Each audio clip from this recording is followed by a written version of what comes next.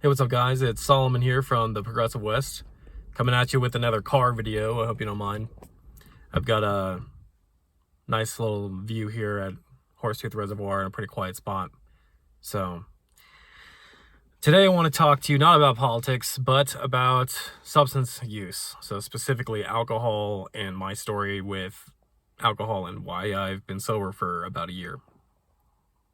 A little bit over a year. I quit drinking in like mid-January 2023. And so we've passed that mark by a few months now.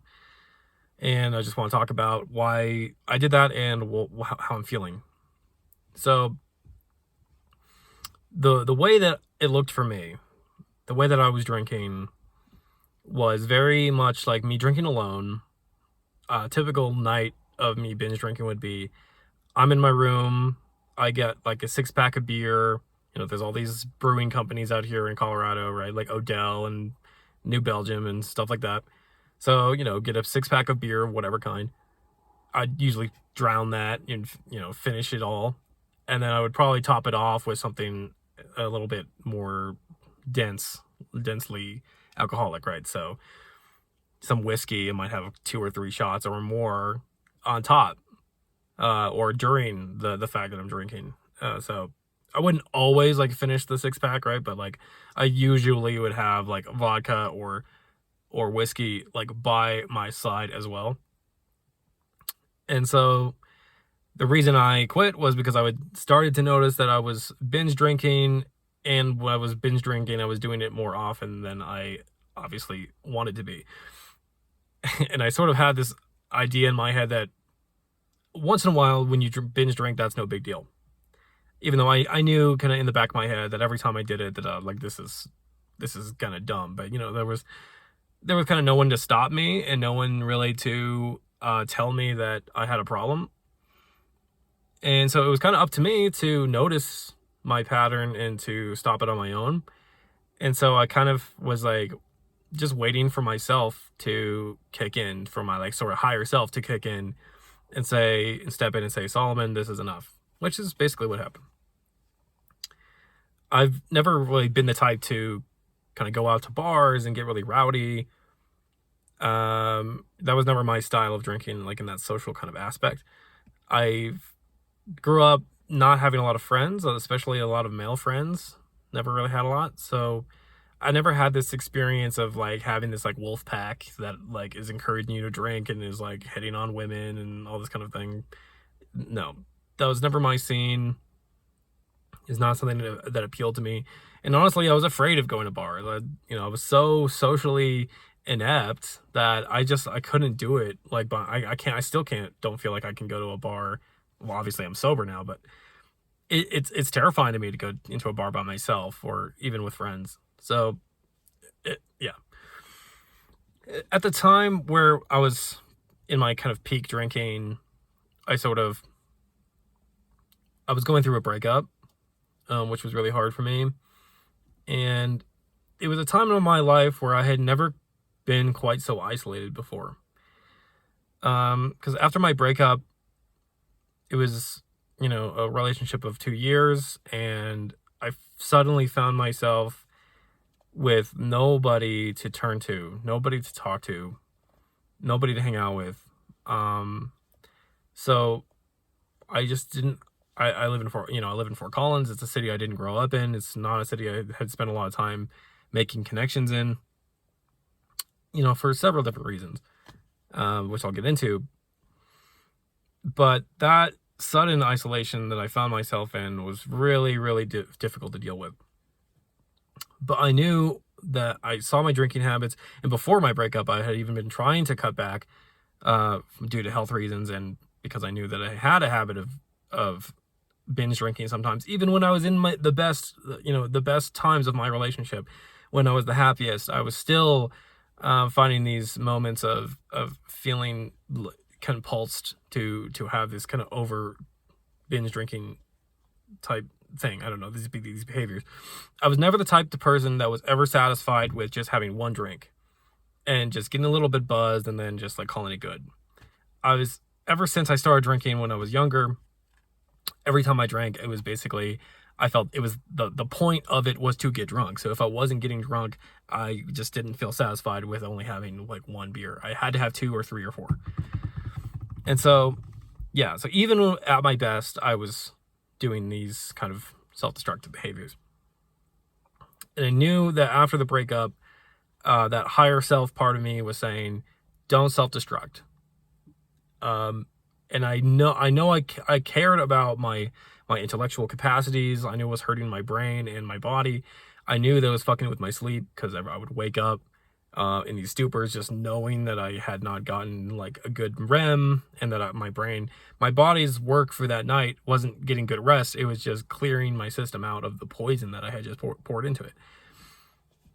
And so kind of knowing these things already made it easy for me to kind of make the decision and cut it out. And I also want to be clear that I was never the type of kind of alcoholic that was super dependent, where when I was going through my first few months of being sober, I never had the experience of having a drink is the only thing I can think about. And like my hands are shaking and I really just need a drink and I don't know what I'm going to do. Like I've never had that kind of dependence. And I never had like really, really bad withdrawal symptoms. And I'm really glad about that. And I know that's not the case for a lot of people. So I think I was like I could have gone down that road but I knew that I didn't want to. And I knew that if I had ever gotten to that point, that something crazy has happened, because I cut it off before it could get to that level. Right. So one of the main things that kind of came to mind for me when wanting to quit is just that I know intellectually there's no escaping the loneliness and the grief that you're feeling through this method. That the human method that works the best to cure isolation and to cure loneliness and grief is other people. I knew that like you have to invest in making invest in other people. You have to invest in making connections with people.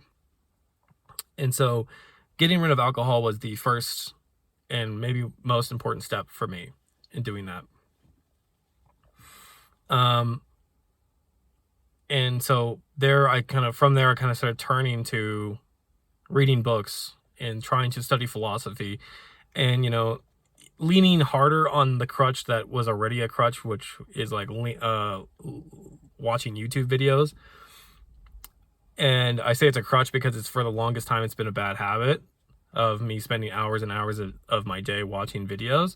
But I used it in a way that I think was to my advantage. So early on, I started watching and listening to the Andrew Huberman podcast, which is a really great podcast. He makes a lot of science-based recommendations, you could say, or just information. He just gives you information about health in a science-based way, based on studies in all sorts of different areas. I don't agree with everything that he's ever said or whatever, but generally he's a pretty good source for information.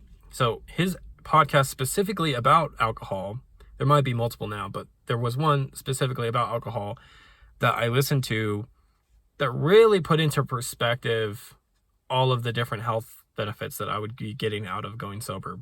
That really helped reinforce the habit for me of staying clean. Because he talked a lot about how these neurological circuits, like especially when you start drinking young, you can kind of get stuck being an impulsive person, being someone that has these just circuits that will continue to fire in a kind of maladaptive way because of the drinking. But he also had these, this hope that after a certain amount of time, your brain does have plasticity. It can recover, and you can get rid of these sort of impulsive tendencies and these other kind of things. So he talks very specifically about the neurological aspects. And that was really a beacon of hope for me, because I felt that it was possibly too late for me to to get past this, or that maybe I've done some kind of irreversible damage. And that, I probably did to a certain extent. But I also knew that I had a few years left or I had a couple years left of like my adolescent plasticity. So, it kind of falls off or plateaus, and you still have plasticity into the rest of your life, but that kind of adolescent plasticity that comes that's really good at making new skills and learning new things comes to plateau around 25. And now I've hit 25. So I knew I had a short kind of window left for me to kind of really use that last like kind of aspect of a really plastic brain to get myself back on the right path, and start investing in the areas of life in which I had been neglecting to this point. So that was really helpful early on. And just like using that kind of educational aspect of YouTube and podcasts to just feed me information and give me the power to get myself out of this hole. And the same goes with relationships and with making social connections. I started learning a ton about psychology and like attachment styles and friendship, and I read books and all sorts of things. I just started studying, and that was my escape. And I still haven't fully escaped the loneliness and isolation, but I've gotten a lot better. Okay. I also wanted to mention that like Brian Johnson, his work with Blueprint has really been an inspiration for me as well, because he's the guy. So if you don't know, he's the guy that he was an entrepreneur. He made a bunch of money. He invented Venmo. He sold his companies, and then he is using his money to spend millions of dollars on, measuring every health marker he possibly can and trying to slow his rate of aging as much as possible by measuring every organ in his body and doing all of the like cutting edge science stuff to try to like slow his speed of aging. And that might seem a little bit strange and a little bit overkill, and maybe it is, but he waxes very poetic about the whole thing, and his sort of philosophy has really spoken to me. And he basically says like we need to do goal alignment for humanity. Like we have this society built around self-destructive behaviors that's going to shorten our lives. That's going to take away the one thing that we have, our one life that we have. This most valuable thing that we have is time. And our society is bombarding us with easy ways to shorten that. And we should be building a society that is built to lengthen our lives and to make our lives fulfilled. And you kind of have to start internally. You have to start with saying, I know I have self-destructive tendencies. I know I'm not perfect. Can I trust a system like Blueprint to make health decisions for me better than I can make for myself? And this kind of thing. So I don't have access to Blueprint. I don't have access to all these measuring devices, but I do think the way he looks at the world is very interesting, in that like we can use science and algorithms to benefit humanity rather than just using them to exploit our attention and to exploit our people, to make people richer and to make people's lives worse overall. So I have goal alignment in my head to don't die, right? And unfortunately, I'm still eating like a lot of processed foods and things like that, but one step at a time, right? So let's move on to how I'm feeling. I don't regret at all going sober. I feel great. I think I feel a lot better. I think that I would never have gotten to the progress I have gotten to without going sober. And that's not the only thing. Like I think I need to continue to find a therapist. I went through BetterHelp and I had a few sessions, but the costs kind of got in the way. So I need to find a therapist again. And I need to continue to just like work on aspects of myself that are hard to look at. One aspect is fear. Growing up, I had a lot of fear because I lived in a household that I didn't feel safe in all the time. My mother would kind of constantly be chaotic. I didn't know when she was going to blow up on somebody in public or when she was going to be upset, what was going to set her off. And so we lived in a bit of a neglectful household, and I became a very closed off, shy child. And those fear that fear that I have of social interaction and of going places by myself, that has lingered into my adult life.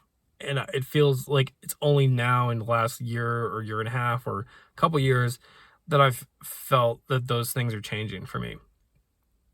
Where it used to be so extremely hard for me to even go into a coffee shop by myself because I felt exposed, I felt vulnerable, and I didn't feel, I just didn't feel safe, and I didn't want to be perceived in that way.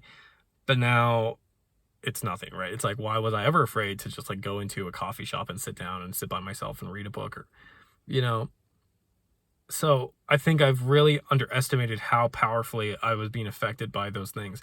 And drinking was helping me to move beyond that in certain instances. So, but I realize now I need to deal with that in a sober state of mind. But for example, when I was living in Laramie, I would often do these kind of stupid things where I would drink a bunch of whiskey. I would go out, take my longboard out. I would go, ride around campus at the University of Wyoming.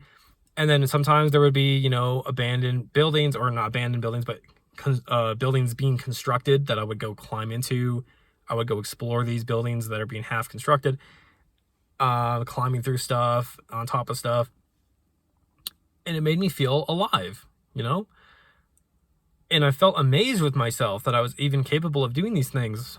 And I was like, wow, I have this superpower. I have this liquid courage in my pocket. Whereas otherwise, like, I've never felt so free to kind of go about life and just not have fear.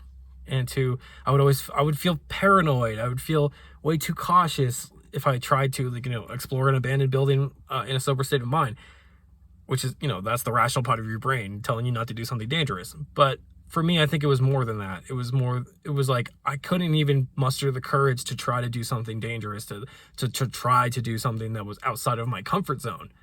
Not even necessarily something dangerous, just like I said, even going to a coffee shop is something that was so as far outside my comfort zone that the fear aspect of my brain was blocking me from doing anything. So I do think that, like, as a matter of, like, being someone that's interested in altered states of consciousness, alcohol is just as valid as any other substance when it comes to exploring states of consciousness that wouldn't otherwise be accessible to you, right? So in that time of my life, drinking alcohol gave me access to a state of mind that I just otherwise wouldn't be able to access. But it comes at that cost, right? It comes at the cost of your sleep and your health, and just not being around on this planet for as long as you could have been otherwise. So to me, it's not worth it. And I don't know if it's going to be a lifelong decision for me. And I might be able to go back to it someday, but for right now, the trade-offs just aren't worth it. And so I've made so much progress in that field of just like being able to make social connections and to do things that are outside of my comfort zone more and more often. I still have a lot of work to go to. There's a lot of work left to do. And I also attribute a lot of that progress that I made to some of the psilocybin trips that I did in the last couple years. So again, I'm not against doing substances like generally. I think psychedelics can have such a healing potential for people, like when done in the right context and when done carefully and with care. I do think that, like, those mushroom trips helped me open my mind and gave me that extra boost of plasticity, which is one of the aspects that's like one of the mechanisms by which it works to heal people, is giving you an increased boost of plasticity where you might not have had it otherwise. And that's why it's really great for older folks too, who don't have that kind of adolescent plasticity that they may have lost already. So, yeah, that's kind of where I'm at with my sober story. And yeah, I can't say I regret it. And for those you out there who are struggling with alcohol, I don't know if this is helpful for you or not, but I can just tell you that you're worth saving. You're worth caring about, right? Like, care about yourself. Have self-compassion, and treat yourself like you would treat a child, right? Be your own parent if you don't have parents. If your child was doing what you're doing, would you be concerned for them? Would you have compassion and empathy for them? Would you want the best for them? That's the kind of questions I've been asking myself. Trying to be there and be someone who's compassionate, and just showing up for myself more and more every day. So, okay, rant over. If you guys liked that video, subscribe, and I'll hit you guys next time with probably another car video, because I'm getting pretty comfortable doing these. And if fucking Kyle Kalinske can make videos from his car driving down the highway with Crystal with the most blurry camera I've ever seen in my life, then I can do it too, okay? All right, this is Solomon. I'll be talking to you soon. All right, bye.